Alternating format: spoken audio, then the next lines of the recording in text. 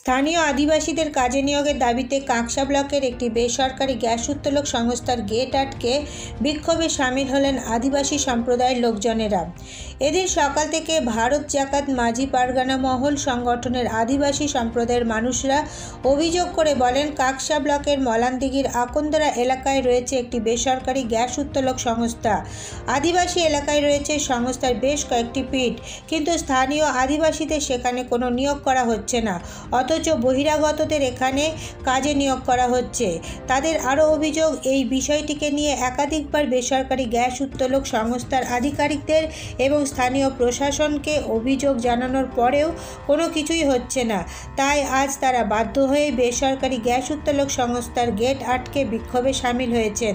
এছাড়াও তারা হুঁশিয়ারি দেন, যতক্ষণ পর্যন্ত তাদের দাবি না মানা হচ্ছে ততক্ষণ পর্যন্ত তাদের আন্দোলন জারি থাকবে। ঘটনাকে কেন্দ্র করে উত্তেজনা ছড়ায় এলাকায়। পরে খবর পেয়ে ঘটনাস্থলে পৌঁছায় কাঁকসা থানার পুলিশ। চলছে চলবে স্থায়ী আদিবাসীদের নিয়োগের দাবিতে পথ অবরোধ সফল করুন। নিয়োগের দাবিতে পথ অবরোধ চলছে চলবে চলছে চলবে স্থায়ী আদিবাসীদের বঞ্চিত করার প্রতিবাদে পথ অবরোধ চলছে চলবে চলছে চলবে আন্দোলন চলছে। আজকে আমাদের স্থানীয় আদিবাসীরা ইশারে কাজ পায়নি, ওই জন্য আমরা আন্দোলনটা করেছি। আমরা গতকাল পুলিশ প্রশাসন কাছেও গিয়েছিলাম।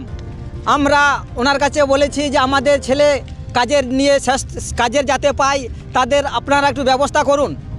আমরা ওখানে কালকে আমাদেরকে বলল, না আমরা কাজ তোমাদেরকে 3টে ছেলে দেবো, তারা আমাদের বাকি ছেলেগুলা কি করবে? আমরা বলেছিলাম, দাবি রেখেছিলাম আমাদের ছেলে 5টা কাজ করবে ওখানে। ওরা বারবার আমরা তাদের কাছে আমরা রিকোয়েস্ট করেছিলাম, কিন্তু আমাদের রিকোয়েস্ট মানেনি বলে আমরা আজকে এই অবরোধটা করেছি। আমরা যতক্ষণ ওরা না মেনেছে ততক্ষণ আমরা চালিয়ে যাব। আমাদের একটা দুঃখিত বিষয়টা হলো, আমাদের 25শে পৌষ একটি পরব আদিবাসীদের গেল, সেই সময়ে কিছু দাদারা কোথা থেকে এসে ইশারে কজনকে দুম করে ঢুকিয়ে দিয়ে চলে গেল। এইটাই আমাদের দুঃখ। আমরা সেই সময়ে কিছু জানতে পারলাম না যে কারা এই সময়ে কাদেরকে ঢুকিয়ে দিয়ে গেল। ওই জন্য আমরা কালকে প্রশাসন কাছে গিয়েছিলাম।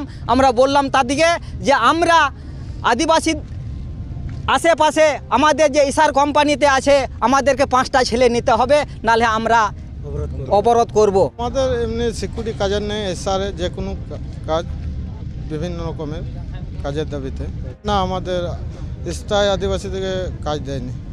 কী করে জানবো এখন? আপনারা এসআরকে জানিয়েছিলেন? জানিয়েছি, বসেও ছিলাম 2-3 বার, বসার পরও কোনো ফয়সালা হয়নি না, কিছু এখনও সেভাবে জানায়নি ওনারা। আজকে আমরা তার জন্য পথ অবরোধ করেছি। এরপর নজর রাখুন আমাদের পরবর্তী খবরে।